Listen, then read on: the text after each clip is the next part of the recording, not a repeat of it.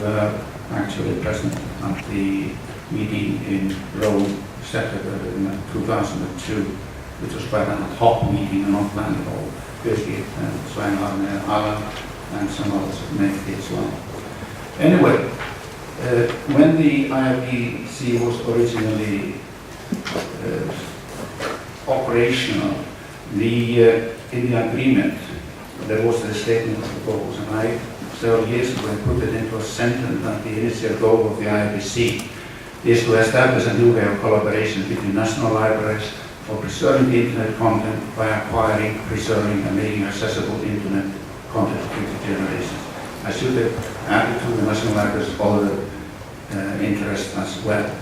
Anyway, I think that pretty well sums up what it, in a sentence, what it was supposed to do. And one of the things I think as well was that it would establish a global distributed collection that would be preserved for the future, because that's important.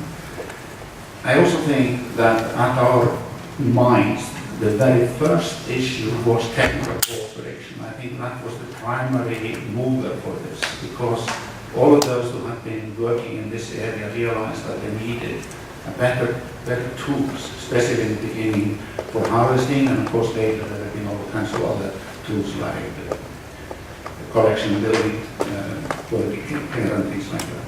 Anyway, we wanted to, of course, get better harvesting, better access to the archives, and also one of the issues was developing standards for web archiving.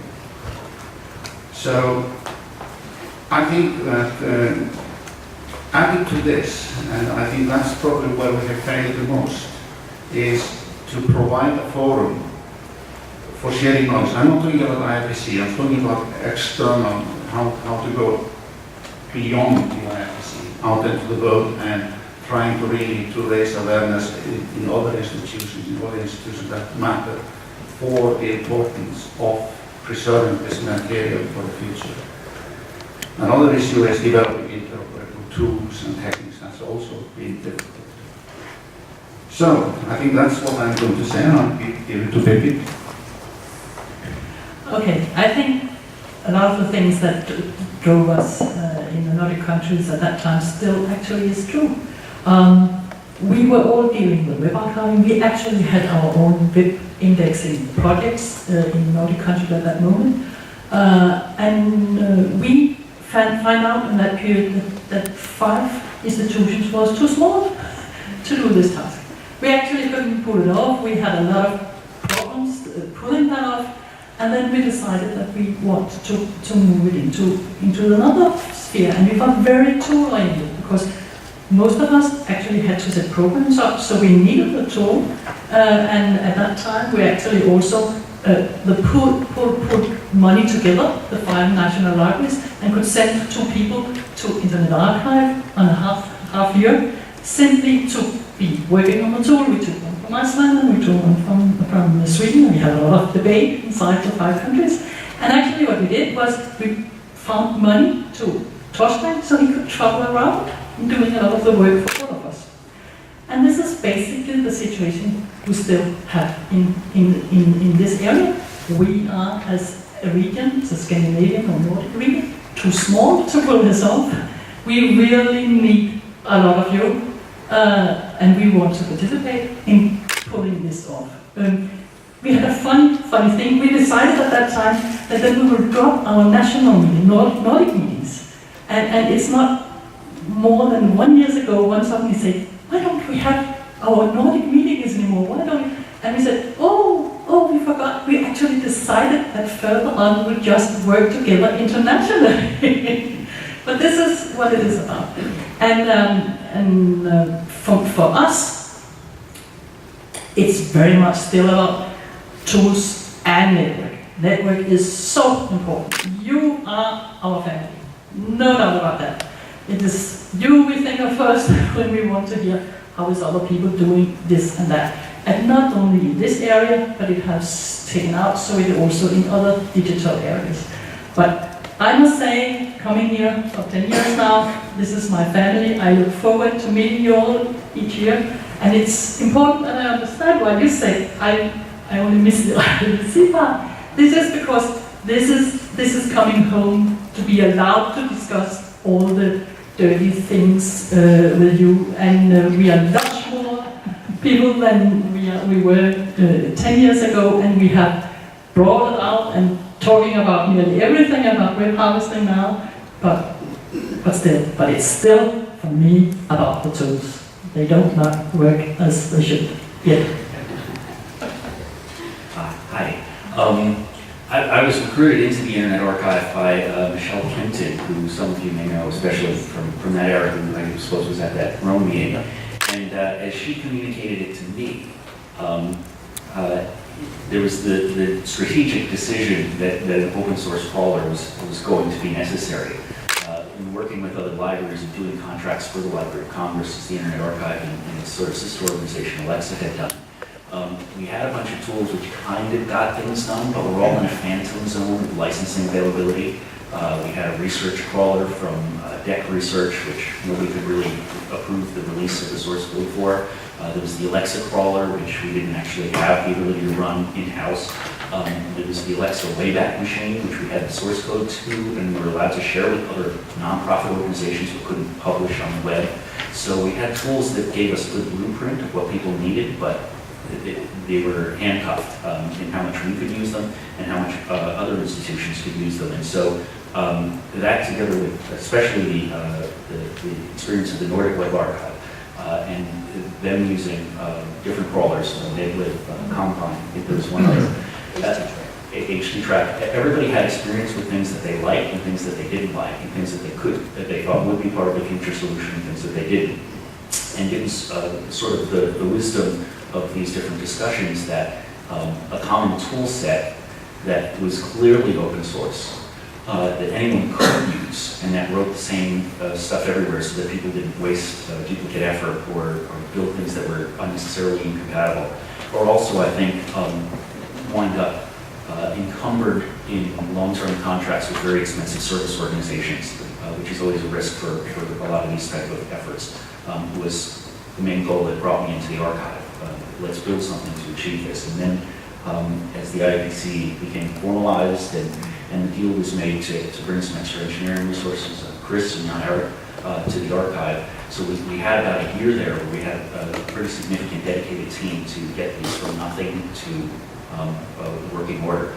And that got everything off, I think, to a good start. We had a group of people who understood the problems fairly well, knew that they needed to duplicate some things from these previous tools, but also fix them, and allowed us to start on the basis of formats and tools that a wider group could use.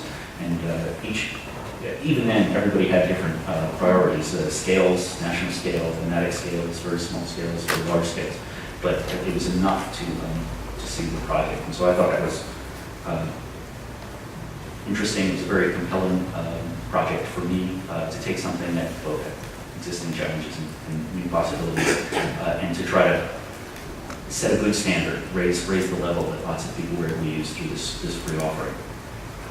That was how I saw the goals of the IPC, and it's developed from there in that direction and through the different generations of projects.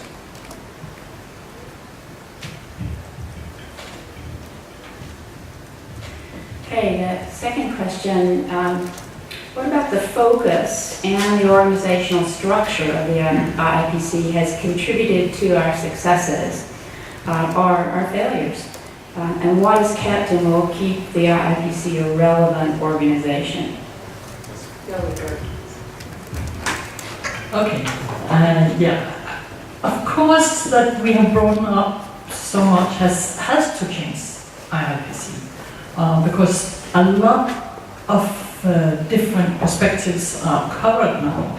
I thought about it really this last IPC meeting, because there was a lot of contribution and presentation from university libraries. And I thought, coming from a national library, which also have research, and we are also actually a university library, wow, they had a power because they have a different focus. And I really thought that this changing, they came with a strength that they could add to IPC that was really good. I think also that we have now so many focus things. We have also outreach and building communities and other focus things that actually have moved the focus a little from the tools. I am very sorry because I'm a tool guy. I think that one of the things I will be talking about later on today when I'm asked what I think I should do in the future. I think still it's good that we have had the other things, but I still as responsible for the book archiving at home, that we can actually pull it off, I still need something there. And yeah, I have an idea maybe what it could be, but I will wait for that. The breadth of membership definitely means that lots of people have the same problems, and lots of people will see something first and learn something first that can be shared with others. It also really means that there's a lot of repeated content, especially as new organizations join or different organizations advance or train on their projects. Some of the same lessons are repeated over and over again. People need to be brought up to speed constantly. So that's a mixed blessing. It means that nothing's missed. We have a broad view of all problems. It also though means that it can be hard to pick one that everyone needs and force it to completion. Definitely, I'd say in the early days there was a super clear mandate on a few key tools, and once that was met, some of the energy became more diffuse. I think that there's still an immense effort to pick some of the things that organizations are doing that are similar and try to unify those efforts. It's super hard among different organizations that have some costs and like their own solution, but there are cases where people who are good in each institution could get together and could probably agree, here's the best part of this one, here's the best part of another one. Let's create something that everybody is 100% behind for the future and really represents the best practices or throws out the things that first versions have shown just don't work very well. So I think that's an opportunity that we have the mass of people to do, but maybe hasn't been taken yet. Well, I agree that the development of all the tools and those things that are really necessary in order to achieve web archiving, they are very important and continue to be very important. We have to remember that we are really operating kind of on the borderline between the library and the information technology professions.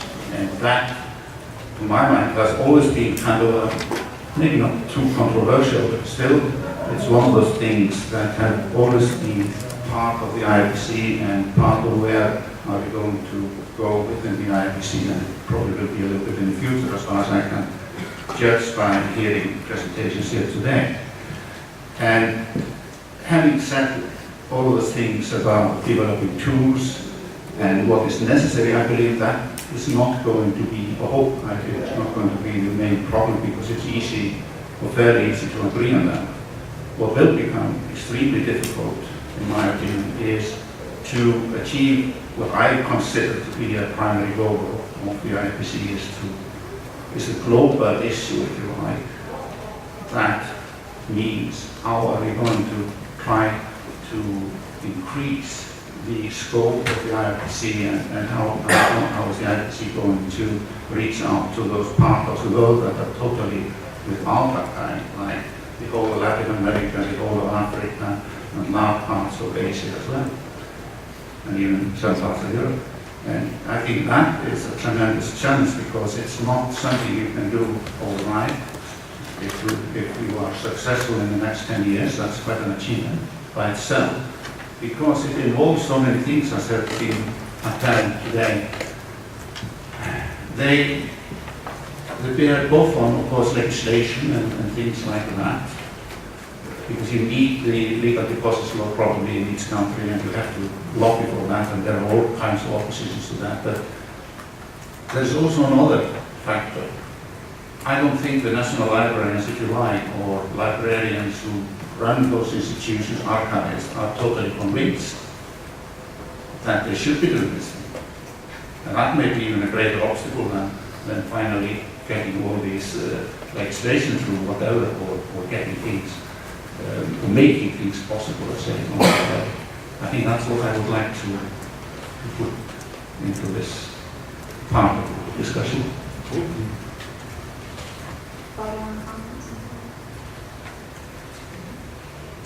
Well, right now, we could take just a slight break. If you have follow-up questions you would like to ask, just, let us know. Yes, Tobias. This is the only one we have. I'm sorry. I can speak up. Okay. You said that in the beginning, networking and tool development. Networking and tool development were the main points and focus points. Was there no idea of getting out, promoting web archiving globally? Being a lobby for web archives, archivists?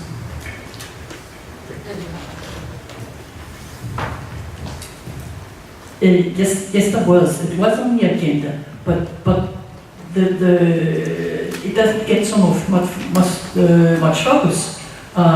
We have a huge list of all the things, and all the resources. And so actually got into. We were a small group of institutions, and some of us had been doing web archiving maybe since 1997 or something. We started out in Copenhagen in 1997. So some had tried it for a long period, and then there were some of the institutions who had never tried it. So it was also a hard process to actually come to the point that we agreed upon what was web archiving actually, and what was the challenges and so on. And it took actually these 3 years, and in the end of these 3 years we had a debate. We wanted to open up, and we had a really debate going on. Were we ready? Could we actually pull it off to take many more inside? So even if it was an agenda, and even that the managers aboard know that this going out was important, there was no room for it at the moment. We were struggling, in the basement at that time.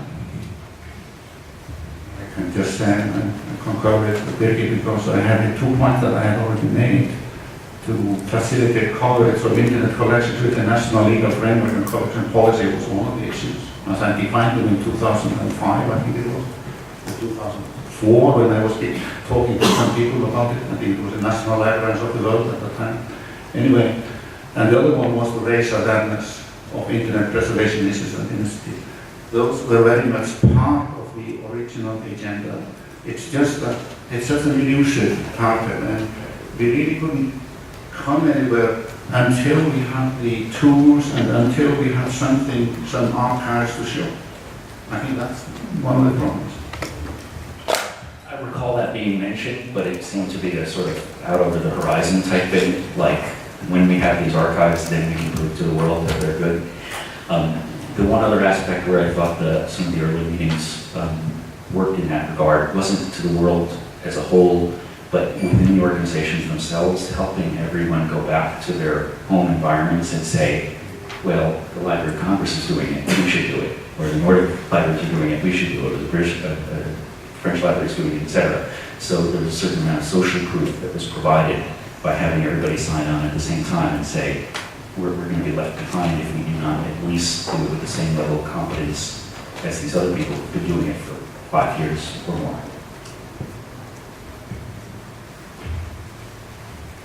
I guess this is sort of a follow-on question to that, but I think we need to define what our biggest challenges are in archiving and the web and providing access to it. Are they policy issues, political issues? Do we need advocacy? Are they tool issues? Is it a combination of both? What are our biggest challenges that we're facing as we move to the future? As a developer, my first reaction is to react with technical type challenges, and that is taking the things that are already understood and really reducing them to practice, reducing them to something that's easier to use, and that is more of a push-button solution to the current web, which keeps evolving very fast. Sometimes the planning of each of our organizations individually, this group, can be very slow. And once something is decided, there's a security in wanting to stay with it, but the formats and the media of the web keep changing. And the level that people expect that they get from the commercial entities that are rapidly evolving is very high. They expect as far as search results and interfaces. So making sure that the individual projects everyone is doing get promoted, get reduced to open source packages largely that can be run in other environments for other people's purposes. I'd say that as a technologist is the top thing. Another thing as a technologist who gets to see the policymakers work, the patchwork of bureaucratic limitations on different people's collections is a sand in the machine because it slows the appreciation of the benefit of the web archives if it's limited to a small number of users. And so I'm glad that the Internet Archive has been able to provide an example of an open archive. So you can go there and see, wow, this is great. And you can look up your old homepage, your old company page, your old institution project page, and find things that maybe were lost. But it's too bad that other places can't provide that public example. And so I would say that the more libraries that can put their archives on the public internet, work like the internet rather than an in-person kiosk, I think that would solve some of the other problems as well, because it makes the benefits so tangible. And you have big boosters when you've saved someone's website, or when you've saved someone's court case from someone who was doing something dishonest, and you provide the evidence that prevents that crime from getting away with. So yeah, as a technologist looking on the other side, the top priority would be get access where it's easy to demonstrate the benefits of these archives, and then the other things will follow, and it'll be easier to increase the scope and frequency of calls. Yeah, when you put the question up, Kathy, I think that will be a different answer depending on the organization we talk about. We come from my country, we have two institutions. We come from a country where it's illegal. We have absolutely, our directors say it's not a question, we're doing it, we'll do it. So the answer is, how are we going to do it? And what will the problems be? We're just actually, in our steering committee in Denmark, we are finalizing a resource document going through how is the situation in Denmark right now. And the situation is that our biggest problem at home is that we actually lack development resources. We have 1.5 million a year to the whole project, and this is simply not enough in Denmark to get things on and running. We are running an open source tool, and we have to have our production on site, and we have actually found out that we actually have to be sure that you can say to the government each year that we have actually fulfilled the task, means that we are more conservative. We don't change tool as much as we should. And this is actually seen from a collection point of view, not so good. So we might need also more staff simply to be more experimental. And we also found another thing that was a problem for us. It's a problem that even the projects that is going on in your countries, that we know deliver something that we could use. We don't have the resources to evaluate them. We don't have the resources to put them into our project, which is totally stupid, because why are we sitting here? We're sitting here because we want to pull this off the you. So our directors will get a wake-up call here after this meeting, where we tell them that we really need this, because now we are far from being ahead. We are really lagging now because we need this. And one of the things that I was thinking about when I was traveling here yesterday is we have worked very hard on standardize the work format. Actually, in Denmark, we will use it for the archive, and in the Royal Library, we actually use it for the whole digital stuff. We're very, very pleased with the format, but we have not worked so much about standardizing, for instance, APIs. And if we have worked with that, it has actually been more easy to plug and play other different tools. That means that it is not a new task for us seeing an access tool, see if can we apply it to our archive, how do we do it? Because we are not working, all of us, up against defined APIs.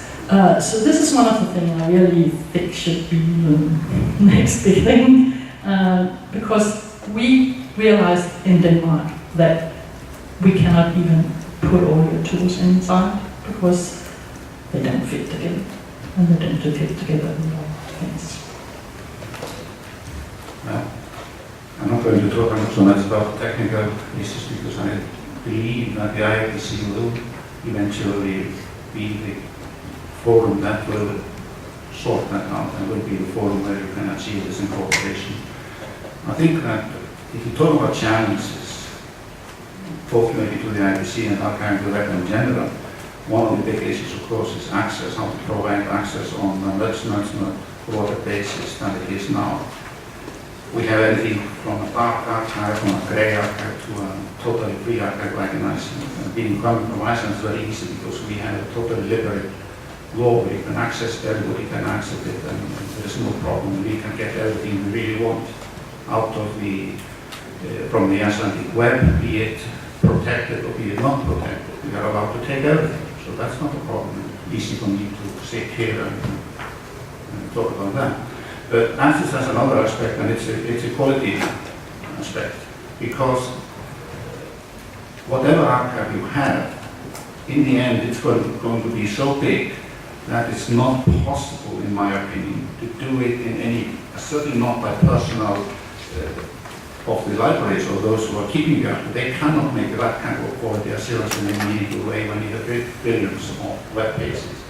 So I think access will become the ultimate kind of quality tool that will tell you if the archive is in order or not in order. And it just makes sense. The second issue is one that I was talking about before, is how to propagate archiving around the world. And that needs, of course, the support of the IPC, but how the IPC should go about it, I don't know, because you need to go to the top of whatever institutions you want to deal with. If the head of the university library, the national library, whatever archive you're talking about is not convinced, it's not going to happen. It's as simple as that. Of course you will need funds for doing it, but there's another issue as well that has partly to do with funds, partly to do with knowledge, and that's resources, because I think everybody here has realized that even if you have the funds and you want to get somebody to do something for you, it can be extremely hard to find the resource to do it in this kind of environment. So that's something that is also a challenge. So,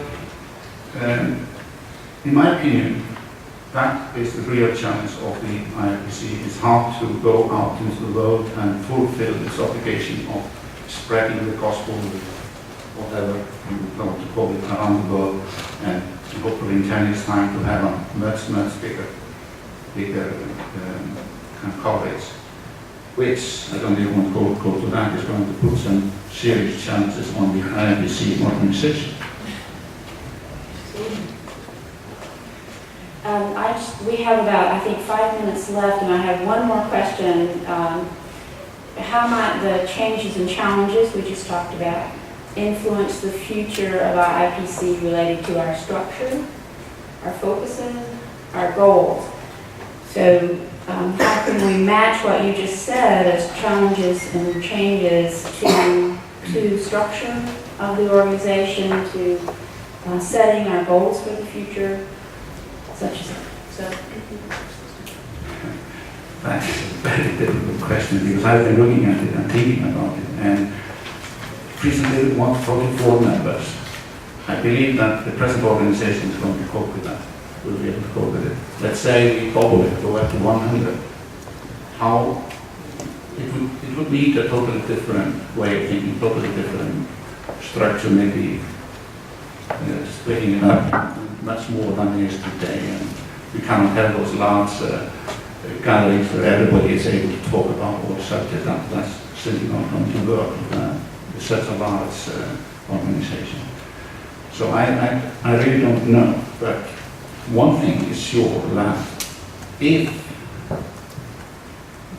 the best part of this, then okay, then there will be some perhaps more money to put into development. That would be an advantage, certainly. Yes, I think that what I've learned through IIPC, also from other projects, but basically from IIPC, is that you have to rely on where people actually want to do something. You cannot put a structure down and then expect people to work on that, because they all have their own work to do and they will have their focus there. We are all very overworked in this area. So I think it's very important to actually hear where people are going to put their resources into the next period, because whatever we decide, they will be there. There will be nowhere else. So I think that's very important to hear where the different institutions have their focus for the next year, and then decide how the structure should be. Yes, this is the basic thing. I think the IIPC might be able to harvest priorities from people within the area and find outside groups that could apply their talents to fix it. This might be sponsoring applied research, because there's so much research that happens about the web, but it doesn't necessarily become a tool that can be used by the archives. But it could be, and it just requires taking the original research and doing the next step of actual reduction to tools. I think also perhaps the group could help. Well, let me change topics completely. There's something I wanted to make a point about, and that is that it is now possible to get help from the community of users more so than ever. And as we try to archive these social sites, we're seeing it happen on social sites. All the content percolates up from people. But only a little bit have the efforts of the libraries accepted nominations from people, allowed users to collect their own copies and donate their own copies of good resources. And that could be a big source of new energy and capability for many of these institutions. And maybe the IIPC can figure out some way to run some test projects in that regard. I'm thinking especially of recent efforts when a site has gone down, you've seen communities rally to try to archive it before it goes away. This has always been something that the archive has tried to do, launch some last-minute crawls to save the site. Now you see the community of people who depended on those sites. At that moment, they're interested, so they're teachable about web archives. They're also willing to help with their computing resources or with their selection of world resources. They might also help label things that are collected. They might help fill in the metadata gaps with a metadata type wiki. So I think that's a big opportunity that every institution will want to embrace soon. And the IIPC can help create a pattern for that. I know that some of the presentations talk about harvesting priorities from social networks, but take that further would be something that would be really interesting. I just want to add that about the IPC that what I wanted to say as well is it has to keep its focus, whatever the focus is agreed upon. And of course that becomes more difficult the more members there are. Keep the focus and the result orientation of this group. I mean, that I believe is going to be the crucial thing in the future. It will be difficult. Absolutely. We are really out of time, but I'm going to just sort of go ahead and say any questions. You have an opportunity here to ask questions. The group of people have been here from the beginning, so if you have questions, we'll take the time to do it.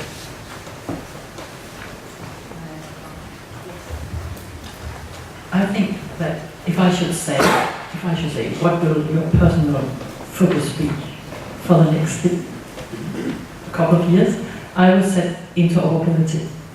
because that really is a strong pull for a lot of things. So that could be my mark. It's one of my favorites.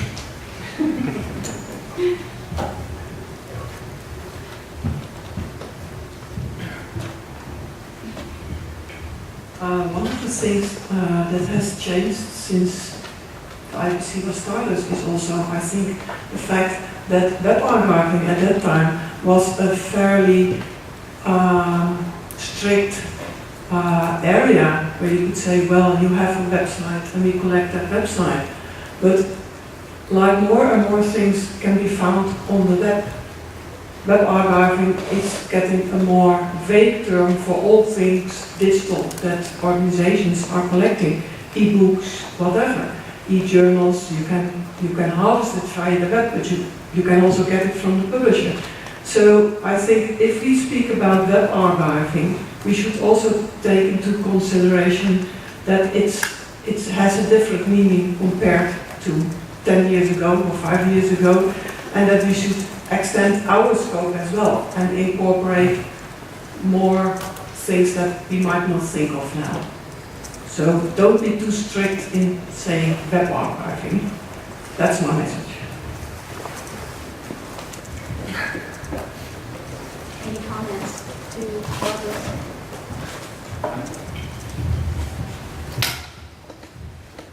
The comment is that I have a very strong opinion of collection building. Coming from Iceland, that's strange because you don't have any kind of collection building. You just take it home, which is not very easy.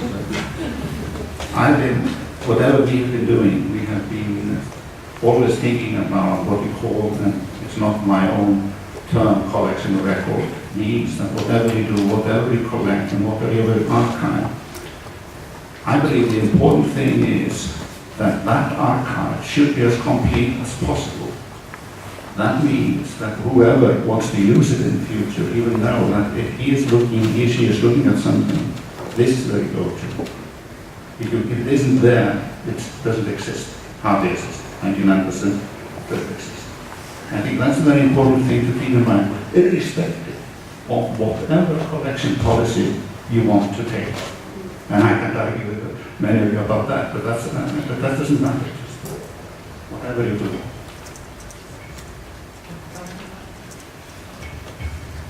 I think that Barbara is right. I think we in the next year will have a lot of discussion about how we apply these things to the web archive, or do we apply them to the web archive, and what will be the meaning of the web archive, what will the boundaries be. We have them already in Denmark. We discuss with the big music providers. We can harvest otherwise.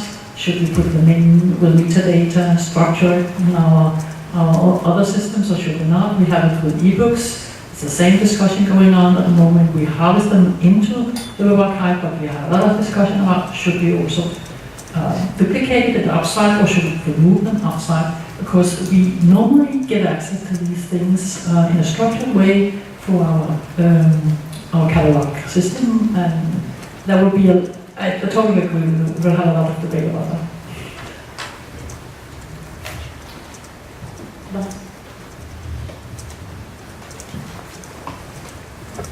When you talked about common developments in the beginning, and this was one of the motivations to get a common development, did you think about including the global big players at that time, Google, Microsoft, Yahoo, and others, doing already web technology on a large scale, and think about getting them on the board for the new IIPC?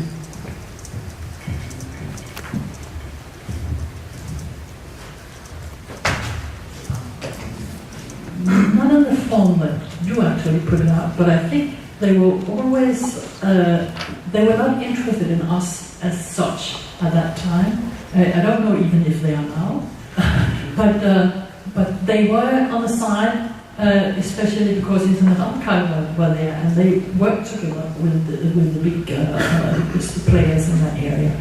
So we didn't talk about including them, but we talked about how we could cooperate with them and if we could cooperate with them. So, yeah. But I think the first phase really was about finding our own feet. So what is web archiving and how do we do and should we incorporate it into the library? I think it was much more a starting point than it looks like now, but it was, how do we do it? More like that. Well, I think we're well over our time, so I think we have to end it here, unfortunately. Thanks to all of you for agreeing to serve on this panel. Thank you.